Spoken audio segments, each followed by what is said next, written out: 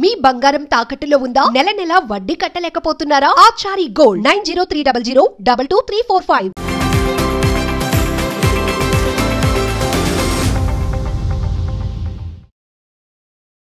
నమస్తే, welcome to our channel. నేను మీ దిలీప్. చాలా అంటే చాలా ఇంట్రెస్టింగ్ అండ్ ఇంపార్టెంట్ న్యూస్ అండి. స్కిప్ చేయకుండా వీడియోని చివరి వరకు చూడండి. రమ్యకృష్ణ, బహుశా ఈ పేరు తెలియని వ్యక్తులు ఎవరు ఉంటారని నేను అనుకుంటున్నాను. 90స్లో అన్ని భాషల్లో ఆవిడ నటించి తెలుగు ఇండస్ట్రీలో చిరంజీవి, నాగార్జున, బాలకృష్ణ, వెంకటేష్ ఇంకా అగ్రస్థానంలో ఉన్న టాప్ మోస్ట్ హీరోస్ అందరితో నటించడమే కాకుండా ఒక హయ్యెస్ట్ రెమ్యునరేషన్ తీసుకున్న యాక్ట్రెస్గా అప్పుడు ఆవిడ చాలా అంటే చాలా గుర్తింపు పొందారు రమ్యకృష్ణ గారు. తెలుగు, కన్నడ, తమిళ్, హిందీలో కూడా అన్ని భాషల్లో ఈవిడ పర్ఫార్మెన్స్ని ప్రదర్శిస్తూ చాలా అంటే చాలా అప్పట్లో ఒక హైప్ని క్రియేట్ చేశారు రమ్యకృష్ణ గారు. ఆ తర్వాత క్రమక్రమంగా కొత్తగా ఎవరైతే ఇండస్ట్రీకి వచ్చిన ఆర్టిస్ట్ ఉన్నారో నెమ్మదిగా వాళ్ళందరూ ఎవరెవరైతే వచ్చారో సో కొంచెం వీడి క్రేజ్ తగ్గి ఇంకా అప్కమింగ్ యాక్ట్రెసెస్కి వాళ్ళకైతే పెరగడం అయితే జరిగింది. బాగానే ఉంది. తర్వాత కొన్ని సైడ్ రోల్స్ చేస్తూ, అంటే అత్త రోల్స్, మదర్ రోల్స్, ఇలా రకరకాలుగా అన్నీ చేసుకుంటూ రమ్యకృష్ణ గారు చాలా అంటే చాలా అలరించుకుంటూ ఇప్పటివరకు బాగానే వచ్చారు.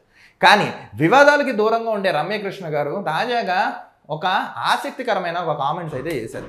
అసలు ఆవిడ ఆ కామెంట్స్ ఎందుకు చేశారు, ఎవరిని ఎందుకు ఉద్దేశించి చెప్పవలసి వచ్చిందో ఈ వీడియోలో మనం తెలుసుకుందాం. బాహుబలిలో శివగామి పాత్రలో ఈవిడ చాలా అంటే చాలా తన నటనా విశ్వరూపాన్ని అయితే చూపించారు రమ్యకృష్ణ గారు. అంటే బాహుబలి వరకు రమ్యకృష్ణ గారు ఒక ఎత్తు అయితే, బాహుబలి ముందు, బాహుబలి తర్వాత రమ్యకృష్ణ గారి లైఫ్లో ఒక మంచి టర్నింగ్ పాయింట్ అయితే అయింది. సో ఆ సినిమాలో ఆవిడ కనబడిచిన పాత్ర కూడా అద్భుతం. ఇంకా నా భూతం నా భవిష్యత్తు అనుకోండి. ఆ విధంగా ఫేమ్ సంపాదించిన రమ్యకృష్ణ గారు ఆసక్తికరమైన ఒక ట్వీట్ అయితే చేశారు. మనందరికీ తెలుసు, మీటూ ఉద్యమం అని అప్పట్లో ఒకటి జరిగింది.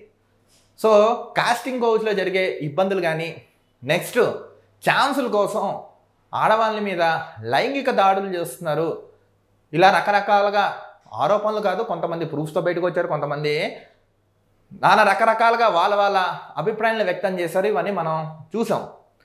సరే, ఇది తెలుగులో ఉంది, బాలీవుడ్లో ఉంది, తమిళ్లో ఉంది, కన్నడలో ఉంది, మలయాళంలో ఉంది, కానీ మొత్తం ఫిలిం ఇండస్ట్రీస్ ఎక్కడైతే ఉన్నాయో ఇవన్నీ అక్కడ కామన్ అయిపోయి ఇది కామన్ అని కొంతమంది క్రమక్రమంగా అర్థమై ఇంకా కామ్గా ఊరుకున్నారు. సో ఇలాంటి క్రమంలో ఆల్మోస్ట్ సీనియర్ మోస్ట్ నటిగా పేరు తెచ్చుకున్న ఈవిడ ఒక బోల్డ్ కామెంట్స్ అయితే చేశారు. ఇండస్ట్రీలో ఛాన్స్ రావాలంటే పక్కెక్కవలసిందే. హీరోకి, దర్శకుడికి, నిర్మాతకి వాళ్ళందరి మన్ననలు పొందాలంటే హీరోయిన్ ఆ పని చేయవలసిందే అని ఈవిడ క్లియర్గా తెలిపారు. సో మొన్నటి మనం చూసాం, ఎవరెవరో కొంతమంది ఆర్టిస్టులు, కొంతమంది సీరియల్ యాక్ట్రెసెస్, కొంతమంది జూనియర్ ఆర్టిస్టులు, ఇంకా కొంతమంది అప్కమింగ్ వాళ్ళు ఎవరైతే ఉన్నారో ఆర్టిస్టులు, వాళ్ళు మాట్లాడడం కొన్ని చూసాం. కానీ ఒక పెద్ద సెలబ్రిటీ స్థాయిలో ఉన్న ఈమె మాట్లాడడం నెట్టింట్లో తెగ హల్చల్ అయితే జరుగుతుందండి. అసలు ఎందుకు ఈవిడ మాట్లాడవలసి వచ్చింది అనేది ఒక ప్రశ్నార్థకరంగా అయితే మారిపోయింది. ఇది నిజంగా ఇండస్ట్రీలో ఉన్నాయా లేవా, అసలు అప్పట్లో ఎందుకు మాట్లాడలేదు, ఇప్పుడు ఎందుకు మాట్లాడుతున్నారు, పేర్లు ఎందుకు ప్రస్తావించట్లేదని నెటిజన్స్ సైతం కూడా ఫైర్ అవుతున్నారు. కేవలం వాళ్ళ ఫేమ్ ఇంకా పెంచుకోవడం కోసం ఇలాంటి మాటలు మాట్లాడుతున్నారు. లేదు, నిజంగా జరిగింది, కొంతమంది ధైర్యం చేయలేక, సాహసం చేయలేక చెప్పకుండా వాళ్ళు ఇబ్బంది పడుతున్నారా అనేది గుసగుసలైతే సోషల్ మీడియాలో భయంకరంగా జరుగుతున్నాయండి. కానీ ఏది ఏమైనా రమ్యకృష్ణ గారు అయితే ఇప్పుడు ఈ స్టేట్మెంట్ చేయడం అయితే జరిగింది. సో ఇప్పుడు ఈవిడ చేసిన స్టేట్మెంట్ నెట్టింట్లో అయితే హల్చల్ జరుగుతుంది. సో అది నిజమా అబద్ధం అనేది ఆడియన్స్ మీరే చెప్పాలి.